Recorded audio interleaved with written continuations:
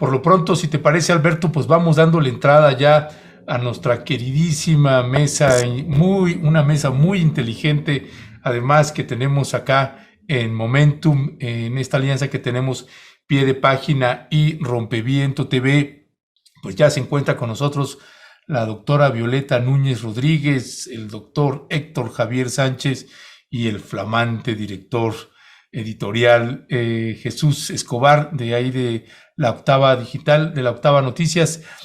Muy buenos días, doctora, caballeros. ¿Qué tal? Buenos días. Hola, buenos días. ¿Qué tal? Buenos días, buenos días. ¿Cómo están? Bienvenidos a esta mesa interesante y de la que se espera mucho, mi querido Jesús. O sea, cargando presión de inmediato, Nájara, o sea, luego. Bueno, pues digo, por la confianza, pues tú sabes. O sea, estoy de acuerdo que te juntes con Temuris, con Manuel, con Cantú, con Pastrana, pero no los cargues presión, mano, déjanos. Está bien, pues, está bien. Bueno, miren, si les parece, vamos entrando en materia, que ya entramos con minutos atrasados, y quisiera iniciar con este tema. Ayer lo abordamos un poquito nada más, y por ahí tenemos las portadas de la revista Forbes, que te voy a pedir ahí, Leonardo, si la ponemos en pantalla.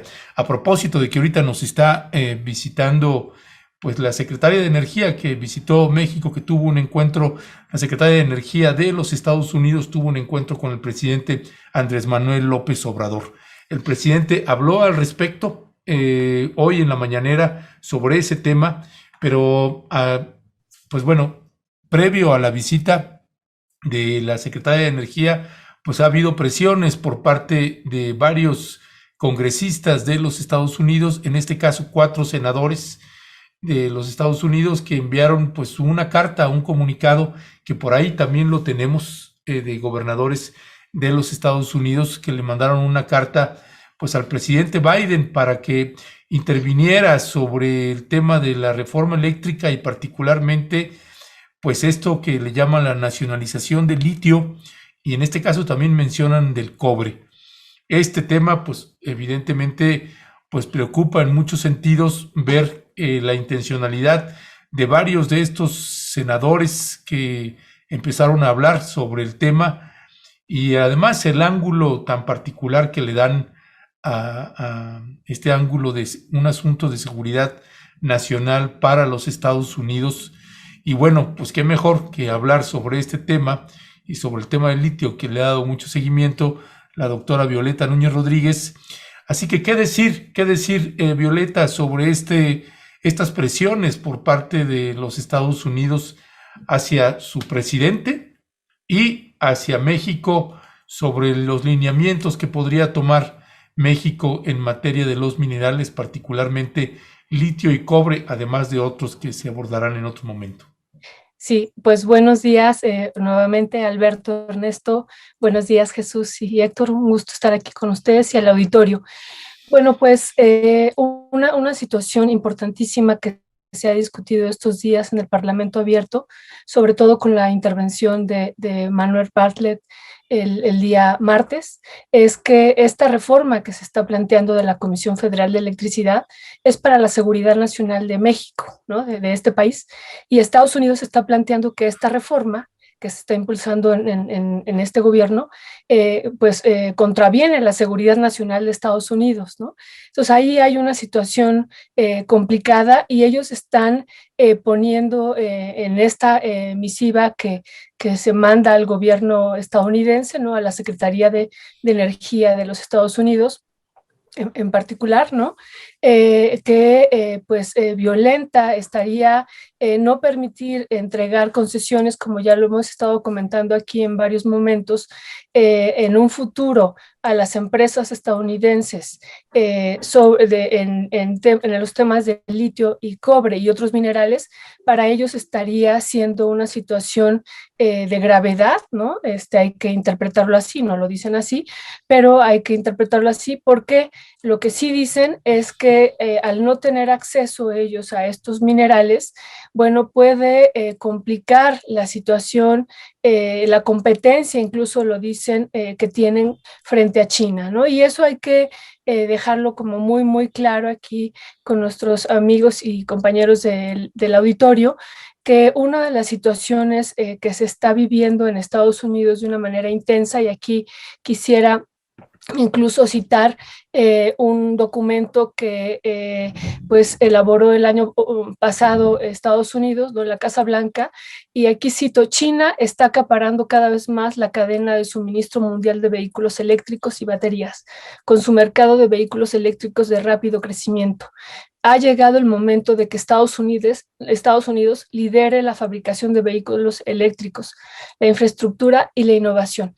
Y bueno, y cito esta misiva también que hace la Casa Blanca el año pasado, porque, bueno, no permitir que ellos tengan acceso al territorio nacional a partir de seguir con esta misma lógica de entregar concesiones en México ahora para el litio, pues para ellos sería una problemática de seguridad nacional, así lo están viendo, frente a la guerra comercial que están teniendo contra China, ¿no? Entonces, bueno, pues esta carta, sintetizando, nos muestra desde mi lectura varios elementos, ¿no? Y sintetizando aquí, uno, pues que sí hay una preocupación desde Estados Unidos de que ya no se les deje tener acceso a los minerales en general, pero al litio y al cobre en particular.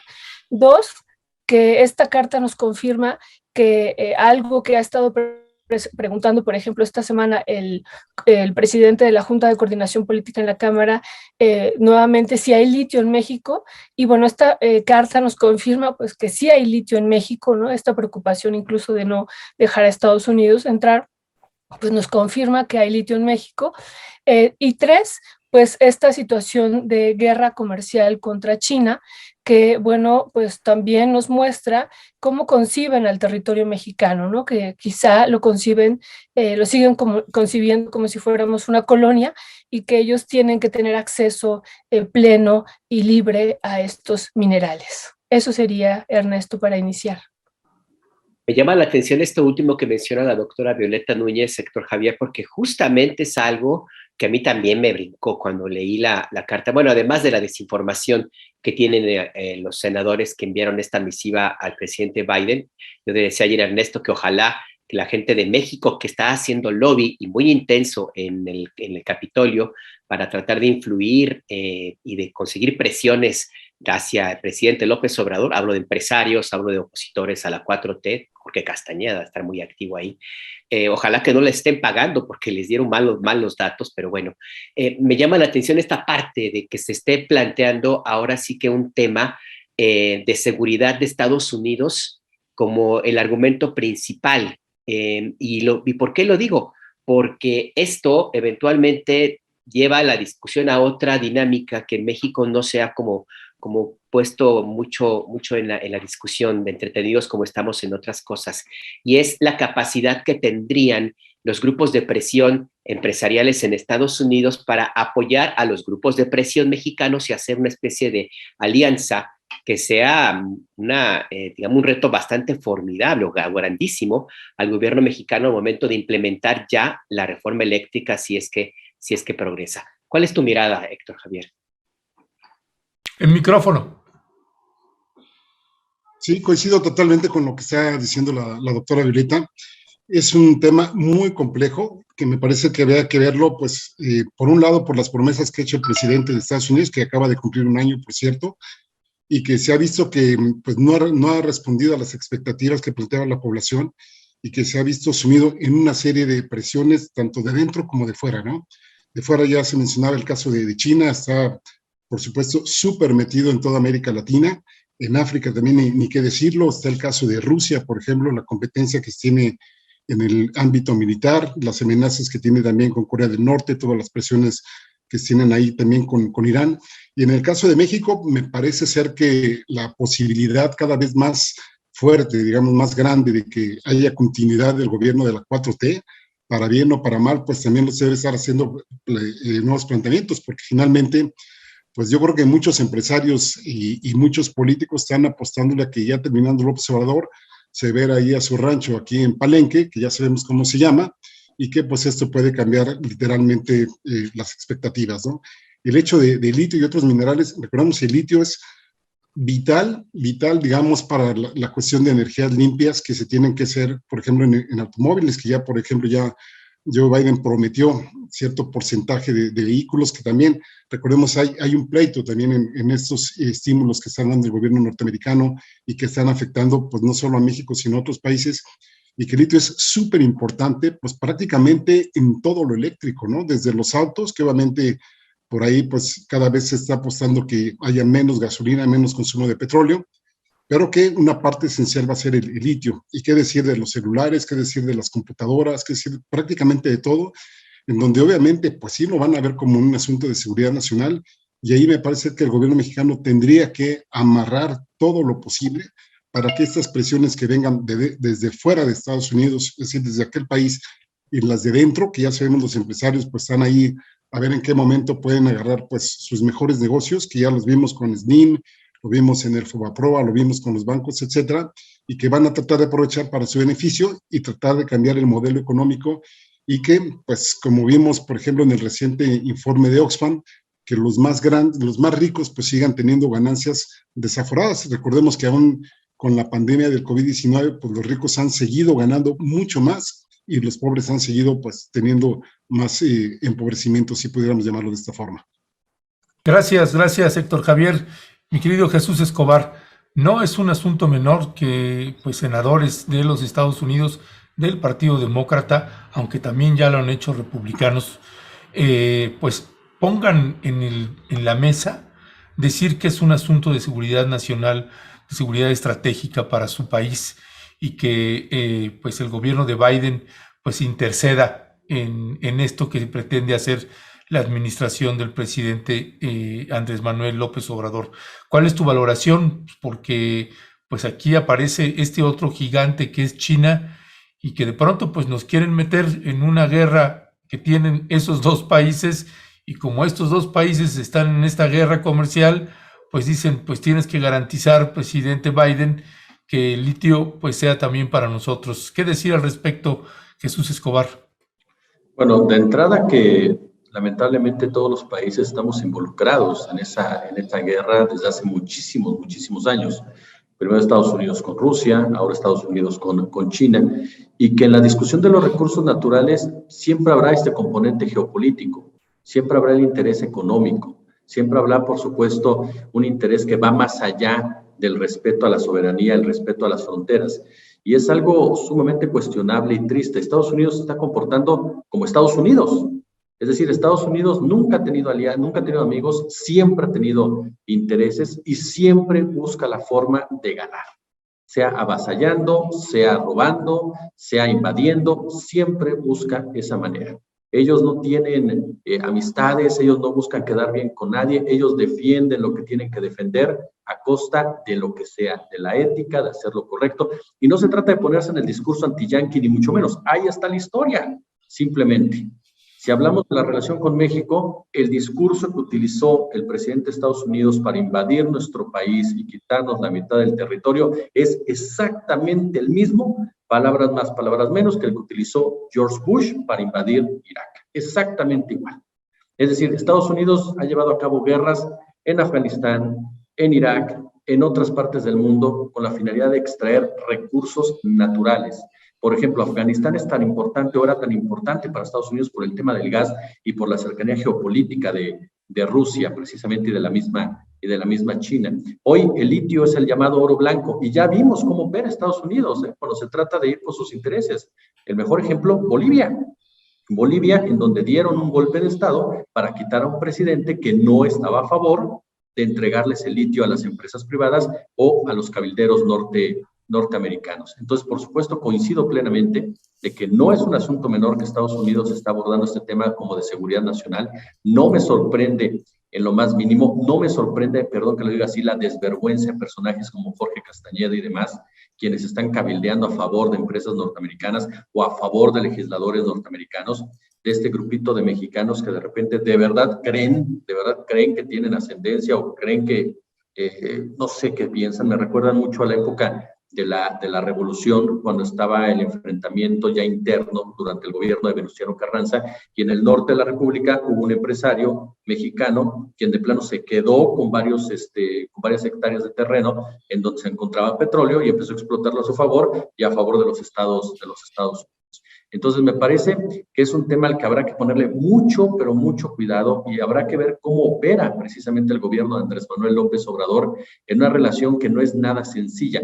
Ahora, ¿me sorprende? No, no me sorprende, y la gran pregunta es esa: ¿cómo va a operar el gobierno de Andrés Manuel López Obrador para poder salir bien librado efectivamente en una nueva confrontación entre dos gigantes por los recursos naturales?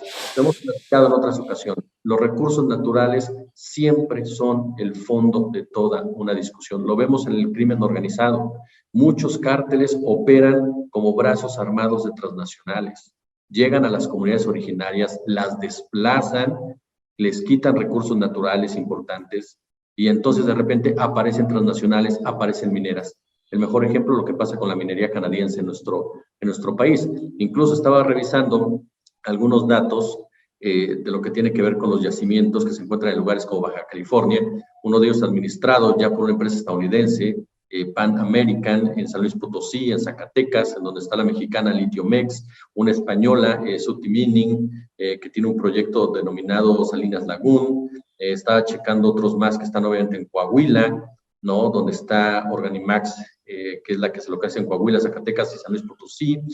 Radius Gold, que tiene el proyecto en exploración de lithium brine en Coahuila. La Zenith Minerals cuenta con 3 proyectos en Zacatecas de exploración. En fin, ya hay una presencia importante. Entonces, mi gran pregunta es, ¿qué quieren? Pues quieren absolutamente todo, como siempre. Quieren quedarse con todo, despojándolo, y este grupito de senadores lo único que demuestra es eso, la esencia norteamericana al buscar su supremacía y su sobrevivencia. Pues sí, el Estados Unidos no tiene amigos, sino intereses, como bien recuerdas, Jesús. Y aquí en México, pues no sé qué es, tiene muchos amigos, y habrá que ver cuál es lo que viene adelante. Entiendo que la Suprema Corte pospuso la discusión, el análisis sobre las reformas a la ley minera hace apenas unos días.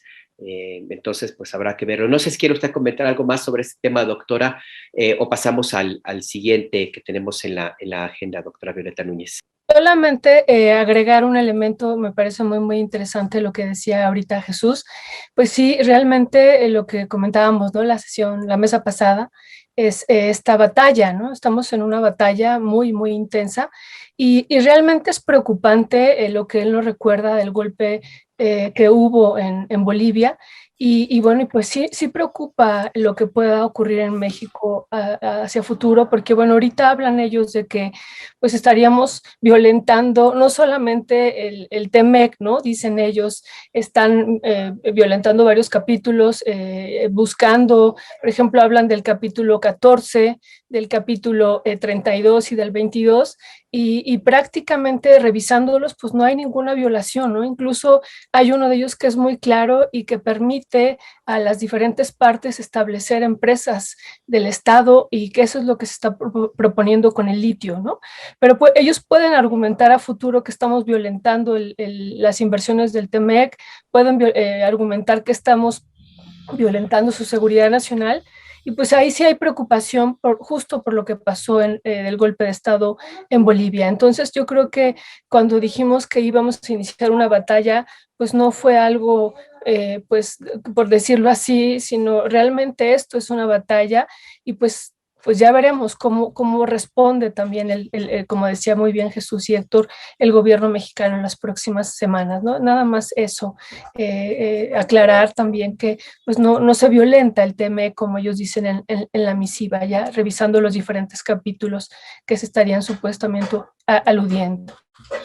Ya, pues gracias Violeta. Creo que Héctor también querías comentar o añadir algo más, pero sí, además... Sí, súper breve, sí, bueno, yo nada más recordar aquella frase de América para los americanos.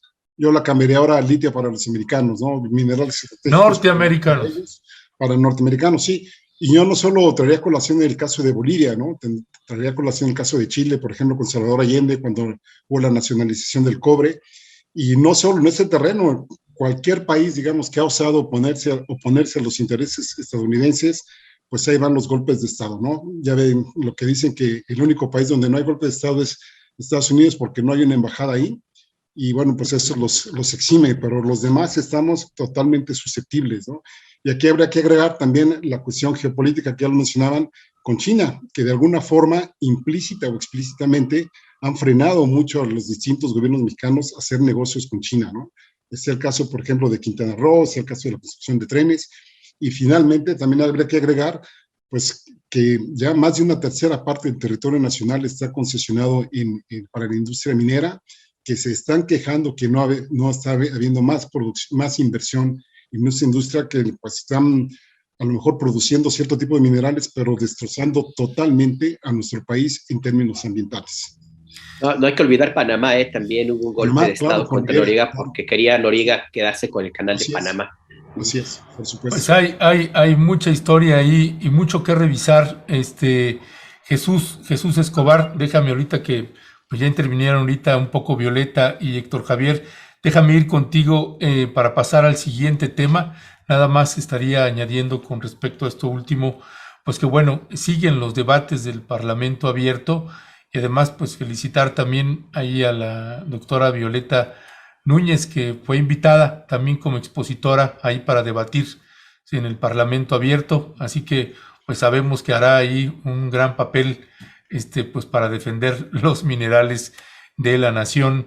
Jesús, pasando al siguiente tema, pues hace unos días acabamos de entrevistar al doctor Hugo López-Gatell, hace 2 días, y ayer pues ya se le fueron encima durísimo, y hay un caso además no menor, que el juez ordena a la Fiscalía General de la República investigar la actuación del doctor Hugo López-Gatell.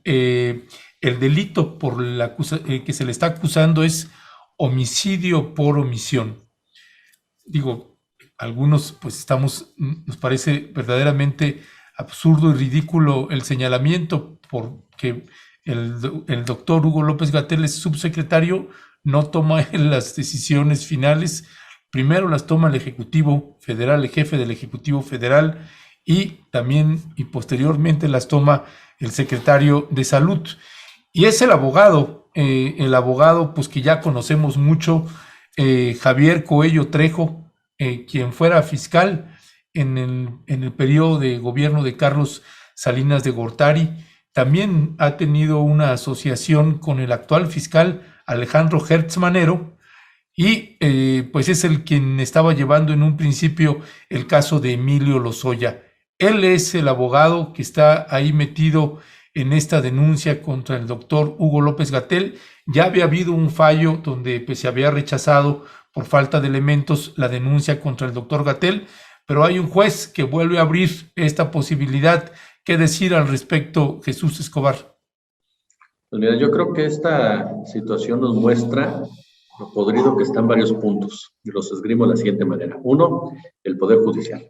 El Poder Judicial, que cuenta con jueces de esta calaña, que es muy obvio que se dejan sobornar y que permiten este tipo de acciones con una finalidad netamente política, mediática y empresarial. Nos topamos con abogados y personajes efectivamente como Coello Trejo, un personaje que tiene un pasado bastante, pero bastante oscuro, que es esa relación con Hertz Manero, pues no me sorprende, porque en alguna ocasión lo platicábamos, digo, Alberto, son parte de una misma escuela, son parte de una misma formación, son parte de un mismo sistema que durante mucho tiempo ha aplicado la ley a su conveniencia, ha basado el discurso de la ley para proteger sus propios intereses o proteger los intereses de grupo. El hecho de que protejas a Emilio Lozoya en un principio, seas el abogado de Emilio Lozoya, no es que te descalifique per se, pero habla precisamente de un grupo de abogados, como el caso de Juan Collado, al que acuden ciertas élites, tanto políticas como empresariales, que están involucradas directamente en casos de corrupción. Es decir, entre gitanos no se leen la mano. Me parece que ya desde ahí, con la presencia de quién te está defendiendo, habla mucho de quién está demandando y sobre todo de qué juez está aceptando. A mí me queda claro que el doctor Hugo López-Gatell no ha sido perfecto, por supuesto, en el manejo de la pandemia, me queda más que claro. Claro que ha cometido errores, es mucho tiempo el que llevamos en pandemia, somos millones de mexicanas y de mexicanos, no es un asunto que competa exclusivamente a México, no es algo que sea nada más en un entorno de salud, es algo que tiene diversas aristas y diversas implicaciones económicas, laborales, políticas y demás, y por supuesto que se han cometido errores, me queda claro, pero de ahí a acusarlo de asesino, acusarlo de ser responsable de la cantidad de homicidios que se ha vivido en este país por la pandemia, para mí es un verdadero despropósito, así con todas sus letras. Dos, no se analiza a fondo lo que sí se ha hecho bien y se ha evitado ante esta pandemia. ¿Por qué? Porque, insisto, más allá de errores que se han cometido, perdón, el sistema de salud de este país estaba en el suelo, y está en el suelo en muchos sentidos. El servicio de salud es muy malo en varias regiones donde lo hay, porque hay otras donde no existe. Recibieron hospitales sin construir, recibieron un seguro social totalmente desvalijado, un sector salud que fue perdiendo durante los últimos Fox, Calderón, Peña, fue perdiendo inversión para beneficiar a empresarios que ponen sus tarjetitas con las cuales pagan su servicio médico o tienen redes privadas de hospitales. Es decir, esa es la realidad de un servicio de salud para millones de mexicanos y de mexicanas. Y aún así han evitado el colapso del mismo, aún así han evitado que sobrepase esta epidemia. A mí me queda claro que le cobran al doctor Hugo López-Gatell lo que hemos dicho en otras ocasiones, que fue, uno, su enfrentamiento directo con empresas grandes en productos chatarra, refrescos, todo ello, que lo sacó literalmente de la toma de decisiones en materia de salud de este país. Y yo lo cito constantemente porque para mí eso es determinante en las campañas contra Hugo López-Gatell. Cuando empezamos a hablar del etiquetado de alimentos, cuando empezamos a hablar de que quitan los alimentos chatarra de las escuelas, cuando hablamos de que empiezan a llevar a cabo políticas públicas para contrarrestar la obesidad, la diabetes, cuando empiezan a cuestionar a la industria de alimentos chatarra y refrescos endulzados, perdóneme, entonces aparecen demandas contra Gatell, aparecen campañas en Twitter, se le cataloga del doctor muerte. Entonces me parece que ese es el panorama en torno a la figura de Hugo López-Gatell. Un personaje que sí, insisto, ha cometido errores, que no es el más carismático, me queda claro, del gabinete o del gabinete ampliado de las secretarías, pero que está haciendo muchas veces y recibiendo metralla por otro tipo de intereses que no tienen nada que ver con la salud de los mexicanos y con combatir de manera adecuada esta pandemia. Digo, hasta Salomón Chertorivsky se siente doctor, ¿no? Entonces, pues caray, ¿no? Sí, es evidente que se trata de un tema político y no es gratuita la presencia de Javier Coello Trejo como el abogado de la pareja, las dos personas que han promovido este amparo y que porque piden que se encarcele al doctor Hugo López-Gatell. Coincido con Jesús, Coello Trejo tiene un pasado muy oscuro, fue su procurador de narcóticos en la PGR, que encabezó Enrique Álvarez del Castillo en los inicios del gobierno de Carlos Salinas de Gortari. 8 de los escoltas de Javier Coello Trejo fueron encarcelados porque violaban a mujeres en las colonias del sur de Ciudad de México. El famoso caso de los violadores del sur, Coello Trejo los protegió hasta el último minuto, y también Coello Trejo protegió a este policía súper controvertido, Guillermo González Calderoni, quien estuvo detrás del asesinato de activistas Obando y Bravo, que eran asesores en la mano derecha de Cuauhtémoc Cárdenas en 88, y también detrás de la aprehensión de algunos de los grandes capos del narcotráfico, el verdadero jefe de jefes, el asesinato del fundador del cártel de Juárez, que se le atribuye a González Calderón y que utilizó un bat para hacerlo. En fin, ese es Javier Coello Trejo, el abogado que ahora se lanza en contra del doctor Hugo López-Gatell, y con eso demuestra que el caso tiene tintes muy, muy políticos. ¿Qué piensa usted, doctora? Sí, muy, muy políticos, y bueno, también aquí, como decía Jesús muy bien, hay intereses económicos que se han afectado también y que pues también es parte de la guerra que se ha entablado frente a Hugo López-Gatell, ¿no? Yo agregaría a lo que dijo Jesús, también las farmacéuticas que hemos comentado que son fundamentales, ¿no? Todo el negocio que se les paró y que, bueno, pues ellos están muy, muy enojados por eso también. Entonces, esto es parte de la guerra. Y bueno, hay que comentar dos elementos, ¿no? Uno, como bien decías, Alberto, pues él dice que pues defiende a dos de sus trabajadores, ¿no? A uno que es su abogado, uno de sus abogados y otro que es creo que su secretaria, ¿no? Y son las muertes directas que tuvieron ellos. Y bueno, y una situación de preocupación es que llama, ¿no? a la población a que se presenten más denuncias. Esa es una situación que puede ser preocupante, dice, hay muchas muertes y pues entonces todos tenemos que tener el valor, dice él, ¿no? Ayer en una entrevista para acusar de homicidio al doctor López-Gatell. Esa es una situación preocupante, ¿no? Como parte de esta guerra. Y dos, pues hay que recordar, revisando un poco, ¿no? Su libro, incluso de El fiscal de hierro que presentó el año pasado, sí fue el año pasado, sí, ¿verdad? Es que estoy confundida, el año pasado, pues todo lo que él dice, ¿no? Como desde José López Portillo, que estaba él al frente de la corrupción, pues encarceló a cientos, ¿no? Habla de casi de 1,200 funcionarios, empresarios que encarceló, entre ellos a la Quina. Y bueno, pues, y no solo eso, dice él, cuenta algunos pasajes, o sea, mostrando ahí la supuesta fortaleza, ¿no? Cuenta algunos pasajes también que me parecen que hay que retomar y agregar a lo que Jesús decía de conocer la historia de este personaje, que se empieza a gestar su poder desde López Portillo, luego sigue con Salinas y bueno, se extiende hasta, bueno, Zedillo y sigue, ¿no? Y narra cómo, por ejemplo, le dio una cachetada, ustedes recordarán, a don Samuel, ¿no? A don Samuel García. Y lo narra así como si fuera un acontecimiento heroico de su parte, ¿no?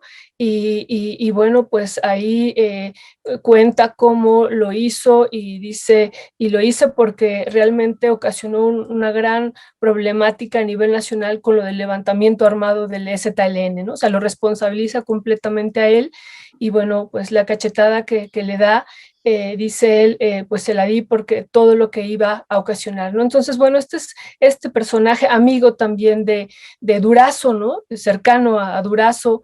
Entonces, este personaje, pues refleja en su libro lo que es, ¿no? Y bueno, pues realmente es de preocupación pues lo que puede ocurrir, llamando a más personas a denunciar. Pero bueno, aquí hay algo con lo que cerraría, que también a mí me parece que puede ser hacia futuro preocupante, ¿no? ¿Qué va a pasar si en este gobierno, por ejemplo, no llegara a quedar, esperemos que así sea, alguien heredero de la Cuarta Transformación, ¿no? Incluso pensando en que pudiera llegar Marcelo Ebrard, ¿no? Hemos sabido de algunas confrontaciones que hay entre Marcelo Ebrard y Gatell, ¿no? Entonces, pues bueno, no sabemos cuál pudiera ser también el destino de diferentes denuncias por homicidio que se pudieran ir gestando y bueno, pues eso también tenemos que observarlo y no dejar de mirar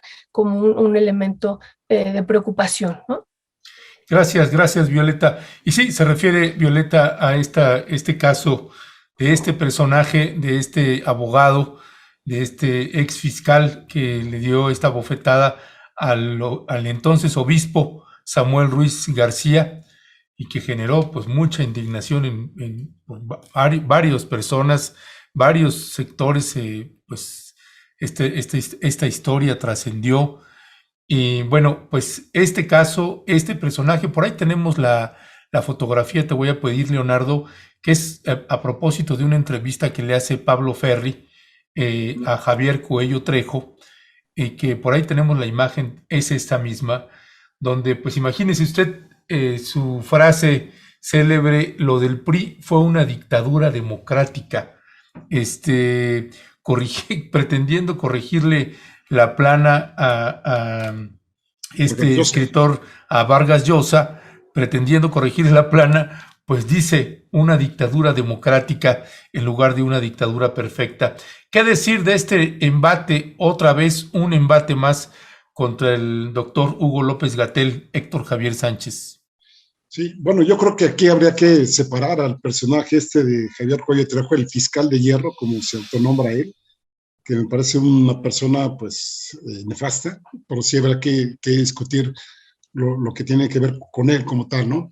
Y la otra es lo que tiene que ver con la parte que tiene que ver con la pandemia, con la del COVID-19, del SARS-CoV-2, del cual pues ya llevamos muchas variantes, y yo no sé si este fiscal y las personas que se sumen a él pues van a hablar varios idiomas, porque por ejemplo en Estados Unidos al día de ayer pues van registrados, que recordemos que es una subnotificación que hay, digamos es la línea basal. Ahí hay 860.386 personas fallecidas por COVID. En Francia hay 129.105, en Italia 142.590, en Rusia 153.710, en la India 488.396, en España 91.599, en la Alemania de la señora Merkel hay 116.505, Brasil 622.476 personas, entre otras, ¿no? Sabemos que este virus, si bien es cierto, pertenece a ciertas familias, por ejemplo, que ya tenemos antecedentes, por ejemplo, en África, de que habían estado por ahí, pues es un virus que plantea muchos retos, muchas interrogantes, y que si nos atenemos, digamos, a las generalidades de los virus, son organismos que no están ni vivos ni muertos, que necesitan un huésped, y que la tendencia, digamos, en una primera aparición es de una gran letalidad, que no necesariamente mortalidad, sino letalidad, y que de ahí, pues, las variantes que van sucediéndose, pues, más o menos rápido, tienden a ser menos agresivas porque finalmente pues, necesitan un huésped en el cual vivir. Pero eso no exime que en algún momento dado pues, pueda aparecer por ahí una variante rara y que esta sea más letal, y esa es a la que se le teme, y de ahí pues el tema de las vacunas es súper importante. No solo a los gobiernos entonces habría que demandarlos, sino también a los laboratorios. Esos laboratorios del Pfizer, AstraZeneca, etcétera, pues también habría que culpabilizarlos porque no han liberado las patentes, porque sabemos que la vacuna a nivel mundial no está distribuida de una manera equitativa, hay una desigualdad brutal. En el mismo África, ¿no?, donde aparece la variante Omicron, pues ni el 8% de la población africana está vacunada, entonces pues imagínense, ¿no? En el caso de Haití no llega ni al 2%, hay países que efectivamente ya están muy bien, están pensando en su cuarta o quinta dosis de refuerzos, pero no va por ahí, ¿no? No va por ahí, va básicamente en la distribución equitativa de lo que tiene que ver con la vacunación y la protección de la población. De ahí pasamos, ya lo mencionaba Jesús, la parte de los servicios de salud, que quedó totalmente devastada. Aquí habrá que también demandar a los anteriores gobiernos que mercantilizaron el derecho a la salud, obviamente pues abandonando completamente al sector salud aquí en México y dando los servicios de muy mala calidad, también con su parte que tiene que ver con las aseguradoras privadas, que se querían quedar con la mayor parte del pastel, es decir, con los servicios de calidad, para que la gente que tuviera poder económico, pues sí pudiera hacerse de estos servicios. Y el resto de la población, de acuerdo de la reforma o el intento de reforma que hizo Peña Nieto, el artículo 4 de la Constitución, en donde iban a hacer un derecho exigible a la salud, cosa que todavía no lo es, y nos iban a garantizar más o menos 389 padecimientos, vamos a ponerlo en 400, pero sucede que hay más de 13,000 padecimientos. Entonces, del padecimiento 401 en adelante, pues habría que contratar seguros para ver si la librábamos bien o la librábamos mal. Y un último punto que también habría que verlo, pues es justamente las condiciones de salud que tenemos como población. Tenemos uno de los índices más altos de obesidad y de sobrepeso, más altos índices de diabetes, por supuesto, cuestiones que tienen que ver con hipertensión arterial. Es decir, somos un país consumidor, pues como diría bien Azcárraga, ¿no?, en su momento, ¿no?, un país de jodidos, en donde nos están atribuyendo puros productos jodidos para tenernos así como estamos, y muy pocos proactivos, digamos, pues obviamente tomar las riendas de nuestra salud, ¿no? Y aquí tampoco debería de olvidársenos pues la cuestión que tiene que ver con la economía, ¿no? El 60% de la población en México, de los que tienen ocupación, están en el sector informal. Y aquí, inclusive en los países desarrollados que supuestamente tuvieron un muy buen control al inicio de la pandemia, pues ahora le está rebotando. Me refiero, por ejemplo, al caso de España, en donde ya están en la sexta ola y las cosas están sumamente dramáticas, no tanto por la letalidad que presenta el Omicron, sino por el número de casos que obviamente, pues eso en algún momento dado va a saturar los servicios. Sí, la verdad es que en temas estrictamente legales sí está como complicado el caso, por todo lo que han comentado ustedes. Aquí yo añadiría uno más para pasar al siguiente tema, porque se argumenta que no tomó el doctor López-Gatell las medidas adecuadas. ¿Y cuáles son las medidas adecuadas? ¿Cuántos van a meter a la cárcel a mí, man? Sí, bueno, perdón, así muy rápidamente, bueno, se supone que son las mascarillas, los cubrebocas, que sabemos que tienen un papel muy limitado. Por supuesto son las vacunas, pero las vacunas no dependen de México. Y la otra cuestión es la de la sana distancia, ¿no? Ahora, eso de que estamos hablando, mucho depende de qué epidemiólogo le preguntes. Porque va a haber epidemiólogos, por ejemplo, Fauci, que te habla de cierta perspectiva con la cual hay que abordar esta epidemia o esta pandemia, y hay otros epidemiólogos, por ejemplo, ahora está en controversia si efectivamente tendremos que acelerar un poco lo que se llama por sí que la inmunidad rebaño. En algunas zonas están ya prácticamente abriendo la posibilidad de que todo el mundo se contagie para que en algún momento ya todos tengan cierto grado de inmunidad y a futuro cercano, pues más o menos la cuestión se estabilice. No, pero yo me refiero a las medidas que tomaron otros gobiernos. ¿Con base en qué va a comparar el juez si las medidas que se adoptó el gobierno mexicano y el doctor López-Gatell eran o no las adecuadas? ¿Con base en qué? ¿Comparado con quién? Sí, va a estar muy difícil. Y bueno, y la otra, pues el punto a favor que tiene Gatell es que ahí está la Fiscalía General de la República al mando de Alejandro Gertz Manero, ¿no? A ver cómo se mueve el elefante. Pues ya, yo no la apostaría, ¿no? Pero bueno, pues si quiere pasamos al siguiente punto, Jesús, a reserva de que quieras comentar algo más sobre este punto, que el siguiente tema en la agenda es el Tren Maya y las modificaciones de casi a diario. Ahora el presidente López Obrador explicaba un poco que se decidió ya no hacer un paso elevado porque encarecía costos y bueno, ya se fue el que era el responsable del proyecto, se renombró a uno nuevo, se van a comprar terrenos, en fin. ¿Cómo ves todo este galimatías, mi querido Jesús? Sobre todo porque el presidente quiere que entre en funciones el próximo año. Él mismo lo ha dicho, que casi se quiere subir y darse una vuelta con el tren en funcionamiento al 100%. ¿Cómo lo ves? Bueno, nada más para concluir lo anterior, hace unas semanas, ahora tiene tiempo, entrevistamos precisamente a Cuello Trejo, nada más para terminar de definir el personaje. Y efectivamente, como dice Violeta, te platica la cachetada a Samuel de una manera como orgullosa, pero no nada más eso, él te platica de forma orgullosa de José López Portillo, te platica de manera, y te lo dice, no fue el más corrupto de la historia, para nada. López Portillo no era corrupto, te dice que Salinas es el mejor presidente que ha tenido este país, que Manuel Camacho Solís era un cáncer, te dice abiertamente que Felipe Calderón Hinojosa se equivocó, sí, pero que pues a final de cuentas a los narcos hay que tratarlos con respeto. Hay que tratarlos con respeto porque ellos saben cómo reaccionar, que él los trató siempre con respeto y que él los respetaba. Te justifica la bola de violadores que tenía como guardaespaldas, efectivamente, y lo dice abiertamente, o sea, es un sujeto del sistema, un sistema podrido completamente. Un tipo que de verdad se siente feliz de haber sido y de lo que es, ¿eh? O sea, a esos niveles hablamos precisamente de ese tipo de personajes y lo triste es que son personajes que han tenido el acceso a la justicia, la aplicación de la justicia y la persecución supuestamente de criminales. Bueno, reconoce la labor del negro Durazo, pocas palabras. Entonces, ahí estamos ya manejando esto. Del Tren Maya, a mí la verdad las cosas, lo que a mí sí me indignó, sí me molestó, fue la cantidad de árboles que se talaron. De verdad, se tiene que planear mucho mejor lo que se está haciendo con un proyecto de esta naturaleza, de esta envergadura.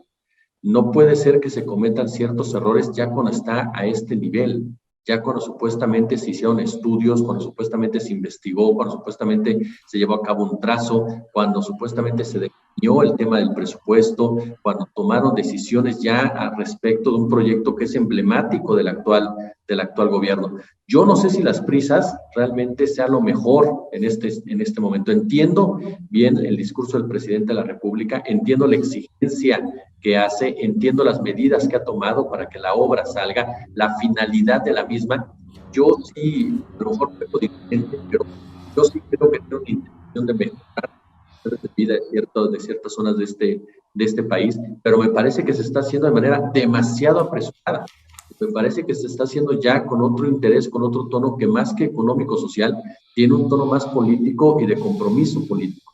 Entonces, para mí lo que verdaderamente es preocupante que se esté llevando a cabo una obra que de repente cambiamos el trazo, de repente talamos, de repente afectamos a una comunidad, de repente afectamos a otra y ¿saben qué? Finalmente va para atrás y entonces vamos a hacer otras cosas y vamos a meterle dinero por otro lado. A mí me parece que eso es lo que se tiene que cuestionar de una obra, insisto, que es emblemática de un gobierno como este, que juega un papel importante en el devenir de esta administración y que sinceramente deben de sentarse a planear bastante bien lo que van a hacer en los próximos meses, porque si van a estar talando árboles nada más porque se equivocaron y ahora vamos para arriba y ahora vamos para abajo, pues sinceramente me parece que se estaría cayendo ya en una enorme irresponsabilidad que va a afectar ya de por sí un proyecto que ha sido cuestionado, sin olvidar, por supuesto, que hay grupos pagados de Claudio X González, abogados, que hay grupos supuestamente ambientalistas que siempre han trabajado a la mano de X González y que son los principales promotores de las acciones en contra del Tren Maya. Pero si el gobierno federal les ayuda, pues peor el asunto, ¿no?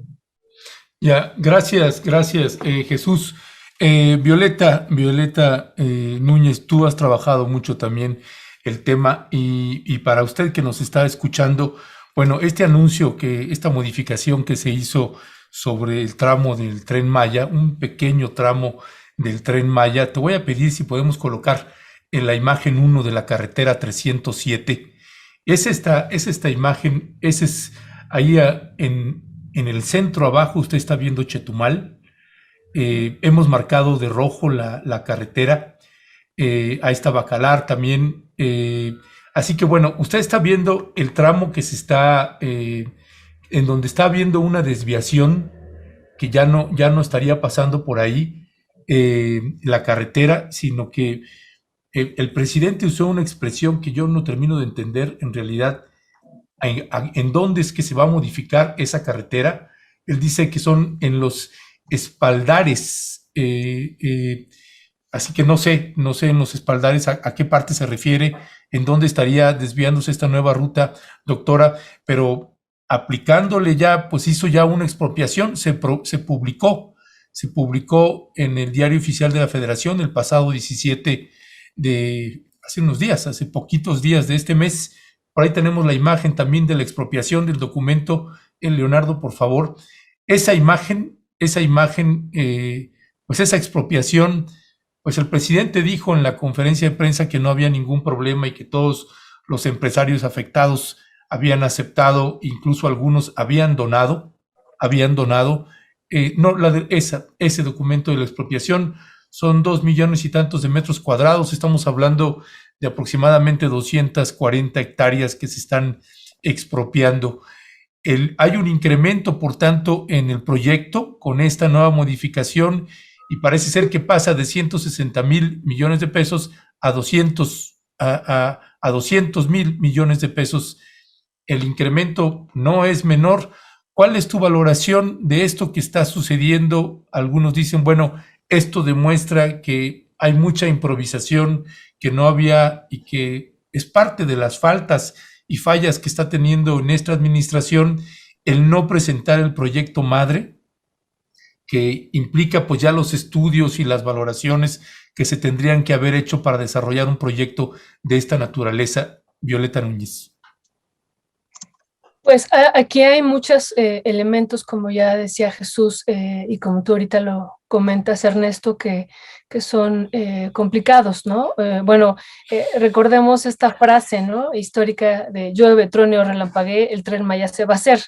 Y ahora hace unos días la volvió a retomar el presidente y dijo, llueve, truene o relampaguee, el tren se va a terminar, ¿no? Entonces eso es una situación que está ahí presente y que una de las urgencias para él es que el año que entra se esté inaugurando, ¿no?, a mitad del año o al menos al final del año, pero que esté el Tren Maya.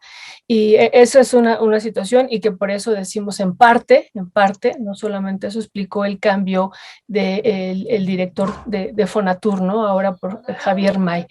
Y bueno, otro elemento que hay que comentar es esto que tú dices, que es preocupante.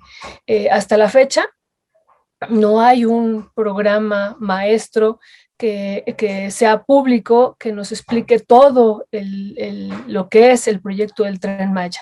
No existe, ¿no? Incluso, bueno, lo solicitamos muchas veces vía transparencia y bueno, siempre nos dijeron originalmente que por seguridad no nos lo podían otorgar, que estaba reservado por varios años.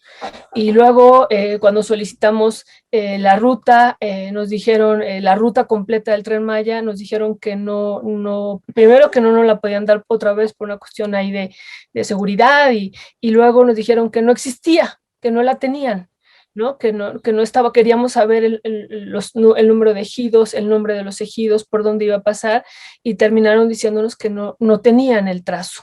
Entonces, bueno, vemos que se han improvisado muchos elementos y que sí han sido improvisaciones de un proyecto que es sumamente grande y complejo, pero aquí el problema adicional a esto es que tampoco existe una manifestación de impacto ambiental total del proyecto del Tren Maya, ¿no? Tampoco existe una parcial, que es la que se evaluó. Y bueno, ya en esa manifestación, pues se hablaba de que se iban a derribar miles de árboles, miles, ¿no? Que ahora es lo que la gente de Playa del Carmen está muy enojada, diciendo que pues que se derribaron pues todos estos árboles y que finalmente pues fue en vano, ¿no? No va a pasar por ahí ya el tren. Entonces, y ahora con la conferencia que dan Javier May y el secretario de Desarrollo Agrario, Territorial y Urbano, Román Meyer, dicen, bueno, este tramo que iba a ser elevado ya no va a ser elevado, no, porque faltan estudios, y bueno, la situación del suelo, y se está afectando a algunos que no deben ser afectados, y entonces vamos a cambiar de ruta, y ellos dicen, se va a estudiar, todavía no se sabe qué ruta va a seguir. Entonces, bueno, vemos, además de estos 23 cambios que ya habíamos documentado, pues como dice Alberto ahora, todos los días está habiendo algún cambio adicional, y bueno, lo que preocupa aquí es hacia futuro, ¿no? ¿Qué va a pasar en un futuro con esta situación pues, de urgencia, de compromiso que tiene el gobierno federal de entregarlo el próximo año? ¿Qué va a pasar cuando todavía pues carecemos de un proyecto total y que se está cambiando día con día justo porque no se hicieron los estudios pertinentes, ¿no? Y vuelvo a regresar al estudio que les comentaba la semana pasada, el estudio que encabezó CONACYT, este grupo de trabajo del Tren Maya, y que me parece que están pasando muchas de las cosas que ya se habían advertido ahí, muchas, ¿no? Se van a tener que hacer cambios de ruta, va a haber complicaciones, y bueno, más, ¿no? Ahí se estudian todos los anillos de los cenotes, el anillo de cenotes que hay, las áreas naturales protegidas que van a ser afectadas, luego está el suelo, el suelo kárstico, y otras afectaciones, y el derribamiento de los árboles, que en algún momento se dijo, van a tener que cambiar la ruta si no hay un buen estudio, y está ocurriendo muchas de las cosas que se plantearon, ¿no? Entonces, bueno, hay preocupación, hay una preocupación, hay enojo. Por primera vez yo estoy viendo enojo de varias de las personas que están a favor del Tren Maya, justo por esta situación de la deforestación, ¿no? Y por estos cambios que está habiendo, que muestran que no hubo estudios previos, ¿no? Esa es una de las situaciones, y que va a incrementar mucho el costo, porque ya se había hecho un gasto también fuerte para este tramo, y finalmente pues va a quedar en vano, aunque diga el secretario Román Meyer que no fue en vano. Eso me parece que es una situación complicada. Y perdón aquí, Alberto, y bueno, tal vez eso explica, pues que esa fue la gota que derramó el vaso, pues con el caso de, pues el movimiento que hicieron del hoy ex titular de Fonatur, Rogelio Jiménez Pons. Violeta. Sí, es muy factible, ¿no? Más todos estos, decíamos, 23 cambios que hubo, ¿no? Es otro tren, ya es otro tren. Y bueno, pero que va a seguir teniendo afectaciones ambientales sin duda, ¿no? Incluso pues desde el principio lo fuimos documentando. Los empresarios que ganaron las licitaciones decían cualquier obra pues tiene afectaciones ambientales, pero ahí es una zona muy delicada, sabemos, ¿no? Una situación por la gran riqueza biológica y cultural que hay en la península y bueno, pues esa es una situación de riesgo, más las miles de zonas arqueológicas que se han encontrado y que pues realmente estamos hablando de, igual como dice Alberto, cambios, pero aquí vamos agregando todos los días nuevos descubrimientos de zonas arqueológicas o vestigios, ¿no? Yo me quedé en 17,000 y bueno, pues ¿dónde está eso? ¿Quién va a proteger eso si no hay recursos, ¿no? Para su protección. Entonces, bueno, pues sí, los cambios corresponden a que no hubo estudios previos con profundidad. Insisto, no hay una manifestación de impacto ambiental, estamos en el 4º año que muestre la totalidad de la obra y pues tampoco hay un estudio, un programa maestro que conozcamos la población en general. Y lo digo ahorita porque pueden venir todavía más conflictos a futuro y estamos muy a tiempo de detener un momento, hacer esto y darle otro rumbo. Afortunadamente ya Javier May y el secretario de la SEDATU dijeron vamos a empezar, vamos a hacer estudios y a partir de eso pues vamos a decir cómo va a ser el nuevo trazo, ¿no? Entonces eso me parece que es positivo. Queda muy claro, Héctor Javier, que el Tren Maya es una muestra de que el presidente López Obrador simplemente dijo se hace y se hace. Y ya la planeación vendrá después, como lo vemos ahora, casi a diario, como yo comentaba.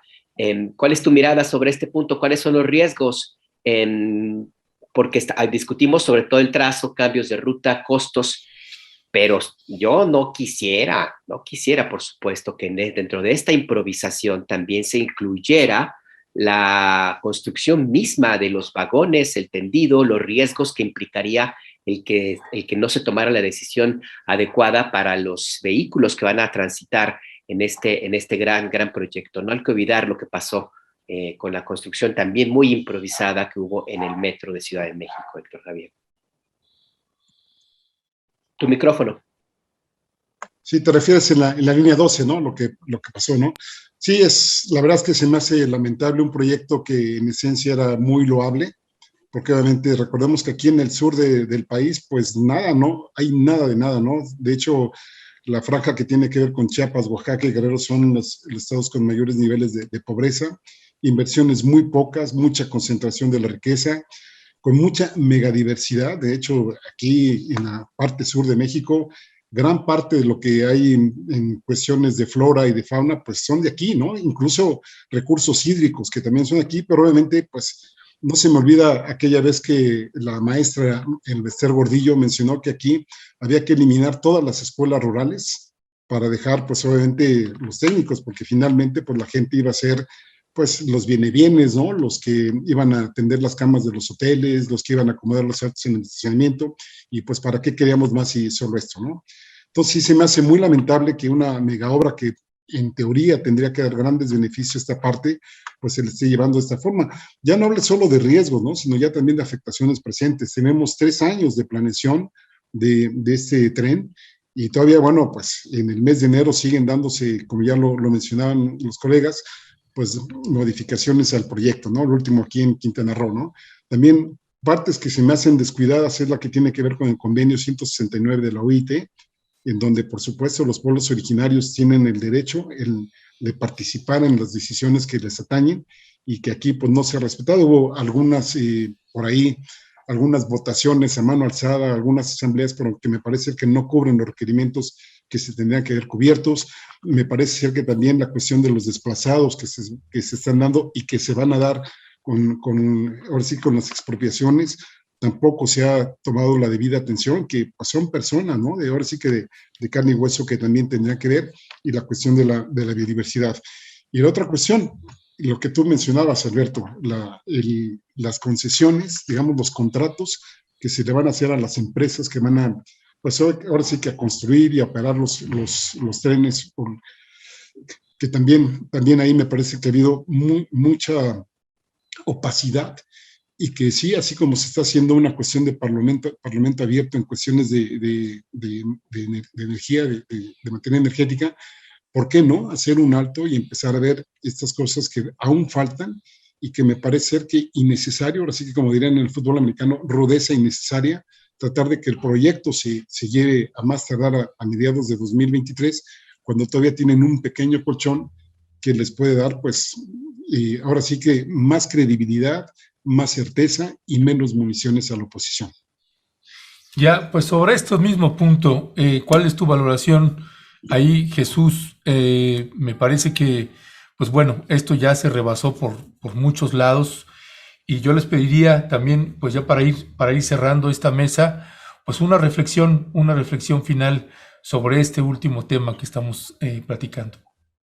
Para mí, coincido plenamente y aprendo mucho escuchando a Violeta, Héctor, y sinceramente sí, es un tema donde se tienen que definir las cosas, donde no puedes estar dando palos de ciego. Entiendo muchas de las cosas que incluso nuestra audiencia nos ha hecho ahorita en los comentarios, que si en las obras es necesario hacer ese tipo de cambios, que si para el desarrollo tienes que tomar decisiones que algunas veces no gusten, estamos de acuerdo, pero aquí estamos hablando de una obra que es de lo más importante de un sexenio, al que se le ha invertido una gran cantidad de dinero y que lo mínimo que se le debe exigir es que tenga una planeación clara, transparente, que se sepa cómo se manejan los recursos, que se sepa cómo se está invirtiendo, que se sepa cuál va a ser el impacto, que se sepa cómo va a beneficiar y afectar en su desarrollo y no caer solamente en una situación de que se tiene que presentar para tal año, se tiene que presentar para tal mes, porque entonces, sinceramente, voy a aplicar una frase demasiado coloquial, ¿no? Cuando entran las prisas, comienzan los tropezones. Sí, Alberto. Perdón, doctora, sí, ¿cuál sería su reflexión final sobre este punto en específico o cualquier otro que usted quiera también plantear? Sí, muchas gracias. Pues yo celebro enormemente que el presidente haya cambiado a Rogelio Jiménez Pons y haya puesto a Javier May, ¿no? Ya lo comentábamos la semana pasada, porque esto le va a dar un nuevo rumbo, ¿no? O sea, un nuevo rumbo al tren y en verdad haber hecho esta conferencia el día de ayer, el día de antier, perdón, entre él y el secretario de Desarrollo Agrario, me parece que, y decir que van a hacer los estudios pertinentes, me parece que justo responde a este nuevo nombramiento y que es por ahí por donde se debió haber iniciado. Entonces yo celebro mucho este cambio de López Obrador y bueno, pues esperemos que esto lleve a buen puerto y que también se vayan sanando estos otros elementos que decimos de la manifestación de impacto ambiental que queda pendiente y que sí, yo coincido mucho con lo que dice Jesús, esto de que cualquier obra lleva modificaciones, sí, nada más que estas modificaciones han sido radicales, ¿no? Y que López Obrador sabe perfectamente bien de un tren que insistimos una y otra vez que era privado, lo modificó ahora a otra concepción de otro tren y que, bueno, hubo muchos errores como se fueron planeando y que ahora esperemos que esto pues sea distinto, ¿no? Eso sería. Y gracias, Violeta, y queda el consuelo que aunque se enoje en las mañaneras cuando se le hace estos planteamientos, finalmente se le queda ahí el run y va haciendo con base a pues muchas críticas de varios sectores, actores, pues que va haciendo algunas modificaciones. Lamentablemente también pues ha habido costos, no solamente monetarios, sino también esta tala indiscriminada de 20,000 árboles, pues no es un asunto menor. ¿Con qué cierras, Héctor Javier? Sí, bueno, yo cerraría con dos cosas. Uno, que ojalá se haga ahora sí que las acciones pertinentes para pues, mitigar el daño que ya se hizo en términos de biodiversidad. Y la segunda, mi mejor deseo de que este proyecto, que me parece muy importante, no sea ganando, perdiendo. Gracias. Pues sí, ojalá que sea así y ojalá que, pues como bien se ha comentado en esta mesa, pues entre un poco en razón el presidente López Obrador y desista un poco de su idea de que quiere inaugurar el tren en 2023 a costa de lo que sea, lo quiere dejar ya en funcionamiento. Hay margen que se puede evitar, o como comentaban en el chat, bueno, no pasa nada, si está ya trabajando para que el próximo gobierno sea de la 4T, pues no pasa nada que el próximo presidente o presidenta y lo inaugure y lo invite a dar el paseo inicial. Pero bueno, ya veremos, dijo un ciego, como se dice en el argot. Así que pues gracias. En ese lado tenemos clarísimo que el presidente no va a modificar su posición, por lo menos en el sentido de decir, en esta administración, proyecto que iniciamos, proyecto que terminamos. Llévale unas por lo menos que lo retrase a 2024, ¿no? A principios de 2024. Sí, o a mediados todavía, o a mediados, no sé, Oye, pues. Como decía Napoleón, despacio que voy deprisa, ¿no? Sí. Oye, pero ¿te acuerdas cómo fue también la inauguración del primer Metrobús de la Ciudad de México? Fue incompleta. La inauguración de la primera del Metrobús de la Ciudad de México. Sí, pero no lo va a hacer, no lo va a hacer. Así muy rápido, oye, pero no sé cómo las inauguraciones de los hospitales del doctor Narro, ¿no? 327 inaugurados con puro cascarón. Ojalá tampoco sea así, ¿no? No, y como lo ha criticado muchísimo el presidente eso, que, bueno, hubo casos en que el cascarón no es que ya estuvieran adentro hechos los cuartos, no, nada más era la parte frontal y los laterales y no había nada y daban la inauguración, en fin. Eso se llamaba en los 70 se llamaba la maquinaria Potemkin, que era básicamente construir fachadas para que se inauguraran así. Aguas, porque nuestra querida Potemkin te va a reclamar. No, bueno, revisen la historia política de PRI. Es broma, es chiste. Bueno, yo creo que la solución Nieto lo hizo varias veces, también. ¿Quién? ¿Cómo? Peña Nieto, tanto en el Estado de México como presidente, lo hizo varias veces. Fachadas atrás y él inaugurando. Bueno, y Carlos Salinas de Gortari aquí en la realidad, Ernesto, acuérdate, el hospital aquí. Sí. Sí. Que lo Guadalupe Tepeyac. Guadalupe Tepeyac. Sí, claro. Sí. Bueno, ahí en Guadalupe Tepeyac, ahí en la región Tojolabal, pues era el elefante blanco, así se le quedó el nombre hasta la fecha. En fin, pues Violeta, Héctor, Jesús, muchísimas gracias, como siempre. Ahora sí que, como dice aquí la audiencia, mesa de excelencia, órales. Bueno, les mandamos un fuerte abrazo, muchas gracias. Nos vemos la próxima semana. Gracias. Y ánimo Violeta ahí, duro ahí en el Parlamento abierto. Está preguntando la gente qué día te toca exponer. Me toca en la última semana. En la mesa de litio, en la mesa sobre el litio, solamente habrá un foro sobre el litio y en ese foro, y bueno, aquí lo estaremos platicando previamente. Y lo vamos a transmitir, además. ¿Va a ser presencial, doctora? ¿Va a estar usted ahí? Sí. ¿Sí? Entonces vamos, Ernesto, prepárate con las porras, matracas, con todo lo que sea necesario ahí. No, y esto que nos decía el vikingo en la mañana. Las conchas rellenas de chilaquiles. Las conchas rellenas de chilaquiles. Oye, Violeta, con que no te pongan al lado a Genaro Lozano, tú está bien, porque si no, esto va a ser... Sí, no, yo creo que va a estar ahí la Cámara Minera de México y los empresarios, así es que pues va a ser... Va a estar al lado de Larrea, de Germán Larrea. Oye, y yo estoy con la curiosidad, Violeta, de que, pues, estaba viendo el listado, no sé si todavía van a añadir o se están añadiendo por semana, pero no veo a la titular del Servicio Geológico Mexicano, pues tendría que estar ahí, como Bartlett acaba de estar, Bueno, todavía los están por definición, ¿no? Yo, por ejemplo, estoy invitada, pero bueno, están por definiciones las mesas. Cada semana se van haciendo las solicitudes por parte en la Cámara, ¿no? Están abiertas los registros. Los partidos van haciendo sus solicitudes. Y bueno, entonces todavía está en definición, ¿no? Entonces tendremos que ver hacia las próximas semanas quiénes estarán también presentes ahí en esos foros. Bueno, pues así con la izquierda, duro.